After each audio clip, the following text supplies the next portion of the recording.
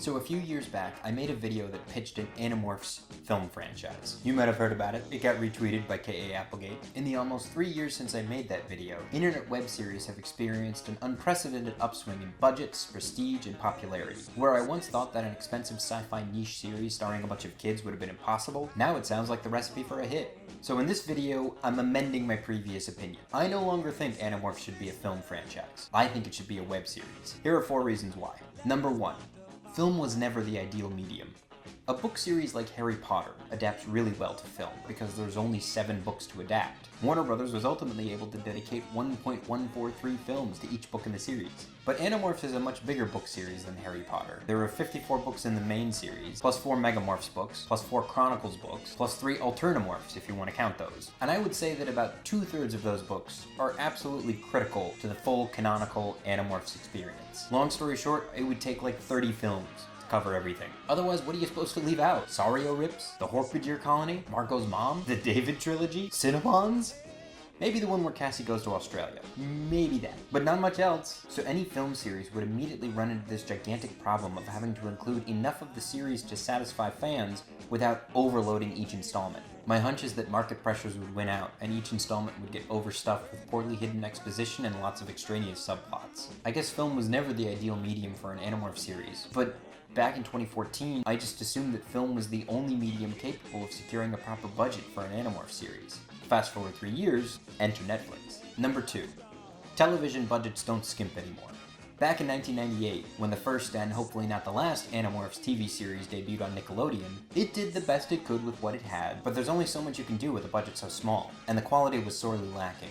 But these days, TV shows are getting massive budgets. Rome costs $10 million an episode, and that was back in 2005. Game of Thrones costs anywhere between $6 and $9 million per episode. House of Cards is $3 to $4. Daredevil is considered a real steal at $1 to $2 million apiece. Imagine the sort of Animorph show you could make with $1 to $2 million per episode. You'd still have to use your budget sensibly, of course. Reuse sets as often as you can, minimize your number of effect shots, and I would think you'd try to use real animals and puppets instead of CGI as often as you can.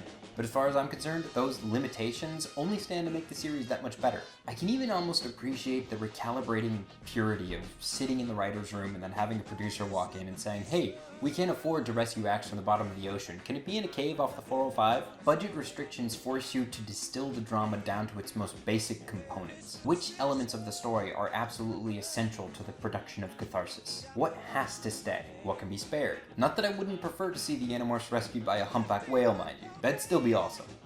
Number 3. Netflix has access to all the best IPs. An IP is an intellectual property, the rights to an idea or franchise. 4 years ago, Netflix's headlining series was based on a little-known memoir. Most everything else was original content. But now, at the time of this filming, they're headlined by 5 Marvel shows, a Voltron remake, a Gilmore Girls revival. They've created additional seasons of canceled shows like Arrested Development, The Killing, Longmire. They have a movie development deal with Adam Sandler. House of Cards is on its 5th season. And Grace and Frankie is pretty much the greatest thing I've ever seen. Yes, I know Grace and Frankie is an original series and not an adapted IP, but I wanted to give it a shout out anyway. Point is, the idea that Netflix couldn't secure the rights to an Animorph series if it wanted to is a little far-fetched at this point. Granted, much of Netflix's success up to this point can be attributed to their frugality, the fact that they don't generally overpay for anything. But presumably whoever's got the rights to an Animorphs TV series currently is just sitting on them, so why not make a deal? Number 4.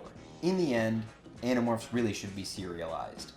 So whoever finally secures the rights to Animorphs, be it Netflix or Hulu or Amazon Prime or Crackle, Crackle, whoever takes it on should be ready to produce a serialized anthology. Animorphs really wouldn't be Animorphs any other way. Each Animorph book was told from the perspective of a different character. You wouldn't be able to replicate that feeling with just 8 or 9 films. The Animorphs book series also had this really cool mission of the week thing that any film franchise would inevitably fail to replicate. There are plenty of fan-favorite standalone missions that wouldn't really fit in the condensed narrative of a film franchise. If Animorphs were adapted into film, you'd probably never get to see Casey defeat Mr. 3 and Skunkmorph, or watch as the Yeerks get addicted to maple-flavored instant oatmeal, or the Helmacrons, or the one where the Animorphs get sucked into Z-space and have to fight on the front lines of an Andalite war, or the one where they're stranded in the Arctic, or when they fight the Howlers, or the one where they morph sperm whales and use it to wrangle a giant squid so that they can acquire it and morph it and get to the bottom of the ocean. Oh my god. Netflix, are you listening? Message me and we'll make this happen.